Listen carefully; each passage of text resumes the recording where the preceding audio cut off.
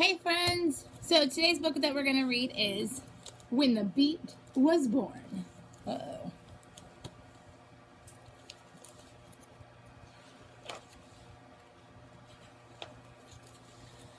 Clive loved music. It didn't matter what kind, whether it was a wah-wah scat of a jiving trumpet, a sorrowful twang of a sad voice, or the belting boom of a gospel singer. Little Clive loved the way sound thumped and bumped all the way down in his stomach. He loved the way his music made his feet go hip hip hop, hippity hop.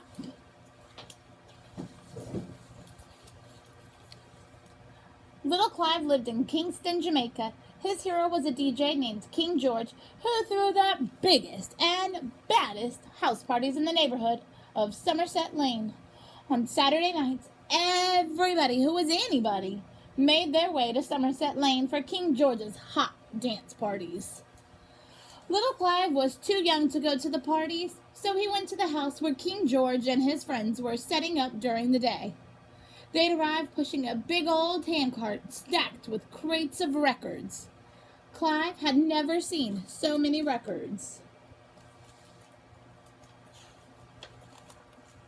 He imagined himself as a DJ, surrounded by all those records, choosing just the right song to get the party jamming. He saw himself toasting like a DJ, talking and singing over the instrumental B-sides of records.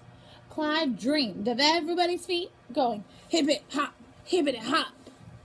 Little Clive really wanted to be a DJ.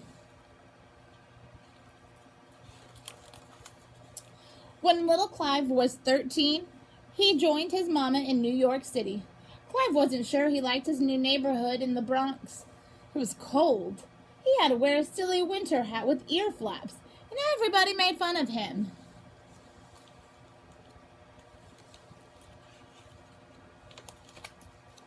But Clive did find one thing besides music that made him feel like he belonged: sports. He ran track and lifted weights. He played basketball at the neighborhood playground. Soon, little Clive was no longer little. He had grown to 6 foot 5 inches tall. He called himself Cool Ass Clyde, after his favorite basketball player, Walt Clyde Frazier.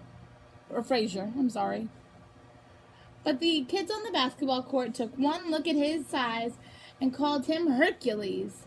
Clive cut the name short to Herc, and then he added cool to make it just right. Cool Herc. The best part of being big was that he could go with his mama to neighborhood house parties where he listened to the hottest tunes and danced like crazy. Clive loved these parties. They were just like the ones he stood outside of in Somerset Lane. Boys and girls, the code word is petaway. One day, Cool Herc's father bought a monster sound system with giant 6-foot speakers. But when he hooked up the system, instead of a really big sound coming from the speakers, a little mumbling sound trickled out. Cool Herc spent days switching wires and plugging things into other things until one day the sound was big. Not just big like Cool Herc, but big like an entire block in the Bronx. Cool Herc and his little sister Cindy rented the rec room in their housing project on Sedgwick Avenue. They hand-wrote invitations telling everybody when and where to get their groove on. They posted cards around the neighborhood. They set up their father's sound system. And on the night of the party, everybody who was anybody made their way to Sedgwick Avenue for Cool Herc's hot dance party. That's when Cool Herc became DJ Cool Herc. DJ Cool Herc noticed that dancers danced crazy hard during the breaks in the song when the lyrics ended and the music bumped and thumped. Herc knew that that's what dancers wanted, so he plugged in 2 turntables instead of 1. He put the same record on both turntables. He set it up so that when one record ended its break, he could flip over to the other turntable and play it again. Doing this over and over, he He made a 10-second break last for 10, 15, even 20 minutes or more. Herc remembered the way DJs in Jamaica would chant and toast over the music. He started calling out the names of his friends during the breaks. There goes my mellow Coke LaRoque in the house. There goes my mellow Clark Kent in the house. There goes my mellow Timmy Tim in the house. There goes my yellow Bambata. Everybody loved hearing his or her name called out over the music. He'd compliment people on their dance moves. He'd talk about the music and send shout-outs. He'd make up little raps like the jump rope rhymes he heard on the playground. Or he would call, "Hey, Mike on the lights. Make like a strobe." And Mike would flip the switch on and off.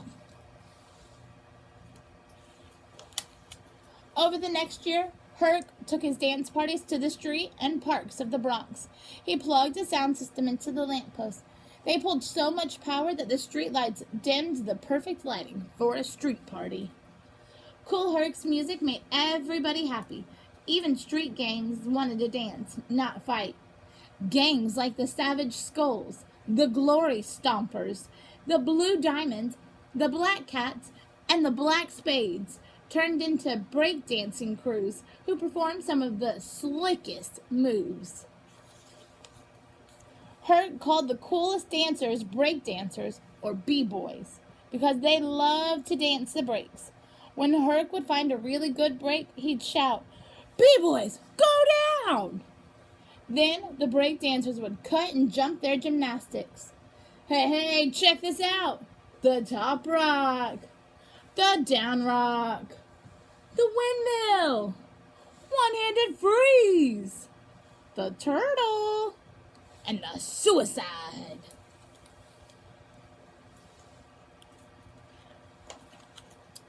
Herc gathered a crew of his friends to rap behind his DJing.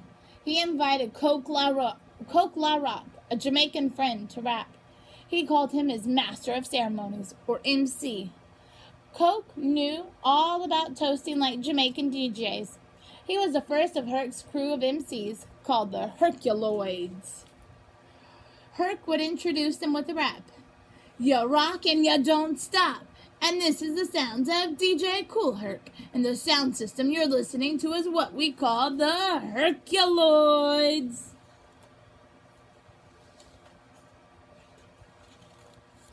Soon, kids from all over New York City came to see DJ Kool Herc, who threw the biggest and baddest parties on Sedgwick Avenue. Africa Bambata, Grandmaster Flash, Jazzy Jeff, and dozens of others all wanted to be DJs, just like Kool Herc. There's no story can't be told. There's no horse that can't be rode. Ain't no bull can't be stopped. And ain't a disco we can't rock. Herc, who's the man with the master plan from the land of Gracie Grace? Herc. Herc didn't just rock the block. He put the hip-hop, hip-a-hop into the world's heartbeat. The end. Boys and girls, we have 2 code words for this book. The second one is Mr. George. Thanks for listening.